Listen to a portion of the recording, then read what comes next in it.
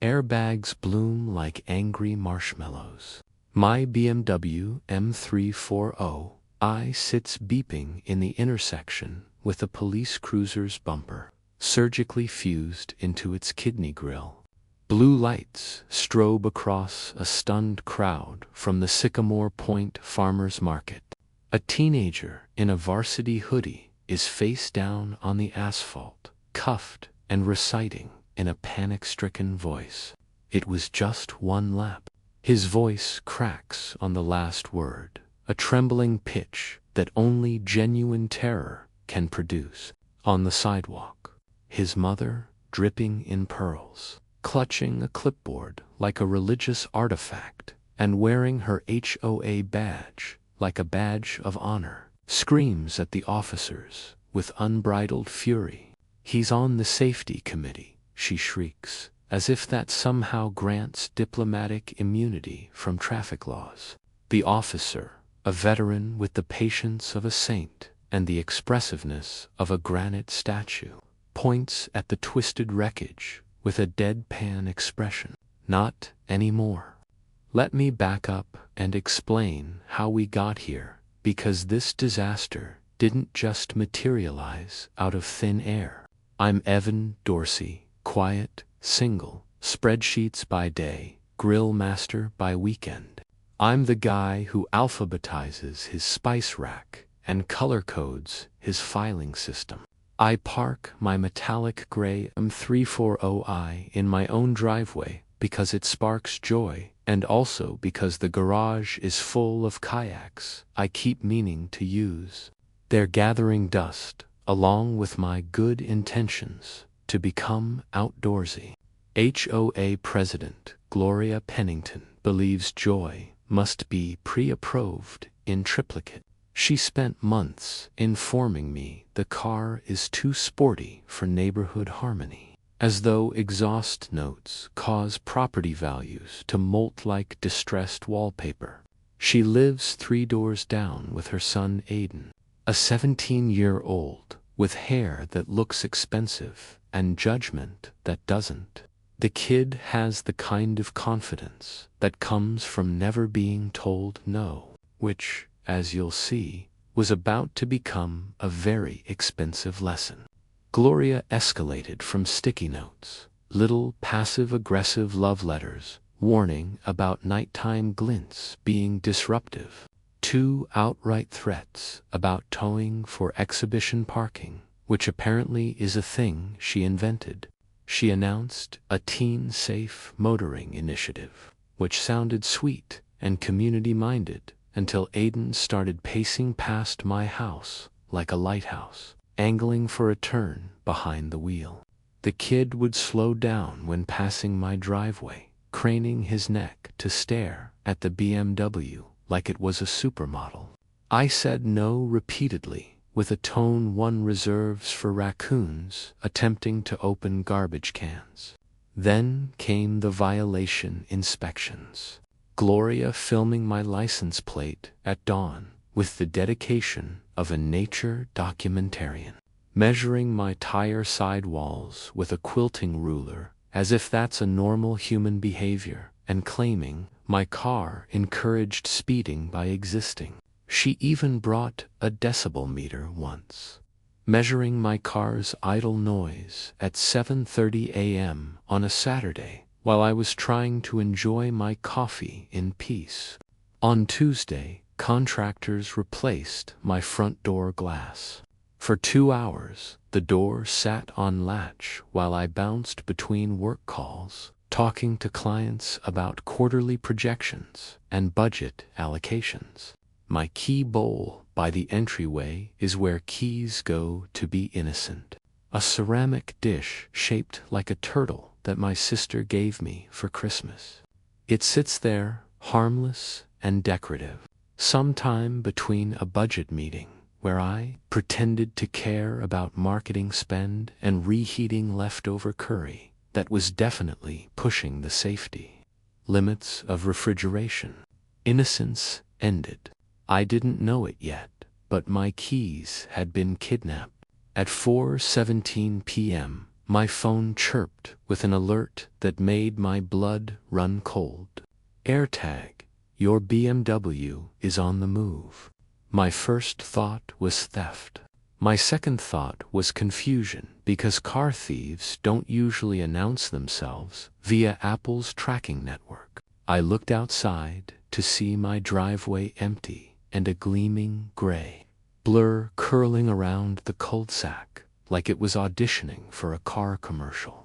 Aiden behind the wheel of my car, without my permission, without a license, without apparently any functioning brain cells. Gloria, filming from the sidewalk, with her phone held high like she's documenting a historical moment, shouted with triumphant excitement, one lap around the block for the program. I got in my Tacoma, my boring, reliable, never-get-stolen truck to follow. Already dialing 911. My hands were shaking as I explained to the dispatcher that a minor had stolen my car and was currently joyriding through a residential neighborhood. 2 turns later, fate arranged an audience. An unmarked police car, just rolling a stop sign to join the main road, just as Aiden decided to test the launch control. I watched in slow motion as my 3,000 pounds investment accelerated like it had been launched from a catapult. He didn't see the cruiser. The cruiser definitely saw him. Impact. The sound was catastrophic. Metal meeting metal in a symphony of regret. Airbags deployed with the force of small explosions. Horn blaring like a dying goose. A crowd's collective inhale. That universal sound of witnessing a disaster. Gloria's insistence that he had permission echoed against the produce stalls. Her voice reaching frequencies that made dogs in a 3-block radius uncomfortable. Cops separate us into different areas of the scene, which is standard procedure for sorting out who's lying and who's just confused. Gloria tries to intercept the officers, physically inserting herself between them and Aiden, brandishing a laminated HOA policy like it's the Bill of Rights, the Constitution, and the Magna Carta all rolled into one.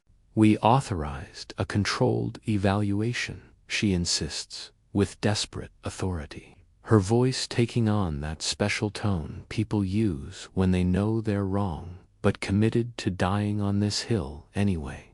An officer, Detective Martinez, asks whose car it is. I raise my hand like I'm back in elementary school and show my phone AirTag route, showing the exact path my car took, complete with timestamps, dashcam live stream I'd pulled up, showing front and cabin cams crystal clear. Footage of everything, and the piece, too. Resistance, the sweet timestamp shot of Aiden slipping in through my front door like a burglar, plucking the key fob from my turtle bowl and lip-syncing "Let's Go" to whoever follows his social media. Kid even documented his own crime generation, Asian Z, everyone. Gloria goes silent when the officer rewinds to the part where she appears in the frame outside, standing on my lawn, giving a triumphant double thumbs up like she's coaching from the sidelines. Police words multiply with professional precision, each charge dropping like a hammer. Unauthorized use of a motor vehicle leaving the scene of an accident because, after impact, Aiden tried to reverse and drive away until the airbags convinced him that was a bad idea. Failure to control speed, which is putting it mildly, considering he was doing 40 in a residential zone. Insurance arrives. My agent, a pleasant woman named Linda, who I've worked with for 5 years, surveys the damage with the eye of someone who's seen everything. She says politely but firmly, "We'll subrogate the snot out of this."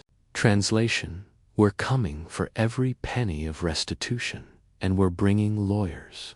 2 weeks later, in juvenile court.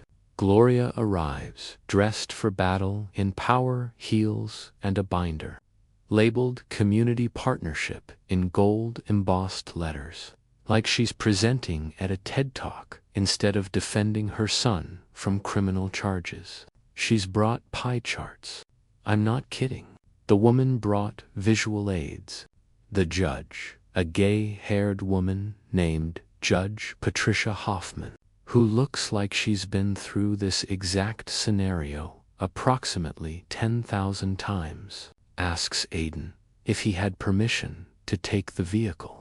Mom said it was a demo, he mumbles, staring at his shoes like they hold the secrets of the universe. The judge turns to me, her expression carefully neutral. I hand over ring cam footage, showing the entire theft dash cam, showing the joyride and collision, and a printed copy of a text from Gloria sent the day before that reads, "If you won't move that BMW into your garage, we'll just have the kids show you how unsafe it looks on the street." The courtroom inhales again. That collective gasp of disbelief that comes when evidence is just that damning. It's the sound of 40 people simultaneously realizing they're watching someone's life implode in real time. The city attorney, a young prosecutor named Matthews, who looks like he can't believe his luck at getting such an open-end shut case, notes that Gloria's HOA initiative wasn't sanctioned by anyone not named Gloria. No board approval, no insurance coverage, no liability waiver, no parent permission forms, nothing. Just Gloria deciding that her authority extended to commandeering other people's property for her imaginary program. Aiden pleads out to unauthorized use and reckless driving, probably on the advice of his public defender, who knows a losing battle when he sees one. The judge suspends his license for a year, which he didn't technically have yet anyway. Mandates restitution for my front-end rebuild at $6,000. The cruiser's repairs at $12,000. And 6 Saturdays of ride-along education, where he'll sit in the back seat of a police car and learn what traffic enforcement actually looks like from the other side. Then the judge swivels to Gloria with a stern expression that could freeze lava. Referral to the district attorney for contributing to delinquency of a minor, plus a civil finding that the HOA acted ultra-viruses beyond its authority, which is fancy legal speak for saying Gloria made up her own rules. Translation: her clipboard is now a placemat, and her authority is worth less than the laminate it's printed on. My BMW returns from the body shop 3 weeks later with fresh fascia, a new bumper, and a smug stance that says it survived Gloria Pennington and lived to tell the tale. I park it in the driveway under a motion light set to sun, because if I'm going to be petty, I'm going to be well lit while doing it. The HOA's insurer denies coverage for Gloria's freelance program, citing the obvious fact that unauthorized joyrides weren't covered under the association's liability policy. A special assessment is proposed to cover the legal crater she created, estimated at $35,000 to be split among the homeowners. The membership revolts with fury and disbelief. Facebook groups explode. The neighborhood group chat becomes a war zone. At the emergency meeting held on a Thursday night, Gloria tries to gavel the proceedings to order, standing at the podium with her binder clutched like a shield. But the gavel is removed from her hand by the vice president, as is she, formally recalled by a vote of the membership and banned from all committees for 5 years. The new board apologizes profusely to me, sending a gift card to a local steakhouse, along with a written letter stating that my vehicle is welcome to park wherever I legally choose. Gloria stands at the podium, her face crimson, her hands trembling as she clutches her now meaningless binder while members vote with raised hands. The motion to recall her passes 43 votes in favor to 2 against. Someone in the back, a retired teacher named Margaret, who's been waiting for this moment, shouts, "Motion to ban her from all committees for life." Another vote. This one passes 45 to 0. Gloria's mouth opens and closes like a fish gasping for air on a dock. No sound coming out, just the visual representation of complete social annihilation. She tries to speak, her voice cracking. This is a witch hunt. But the new interim president, a calm accountant named Robert, cuts her off with quiet authority. "Mrs. Pennington, you're dismissed. Please surrender all HOA materials, keys, and documents immediately." She drops the binder on the table with a sharp thwack that echoes through the silent community center. She storms out, her heels clicking furiously on the tile floor like a retreat drum. Her designer purse swinging wildly, the door slamming behind her with a final defeated bang that rattles the windows. Someone starts a slow clap. It builds. Gloria's reign of clipboard tyranny ends not with a whimper, but with applause.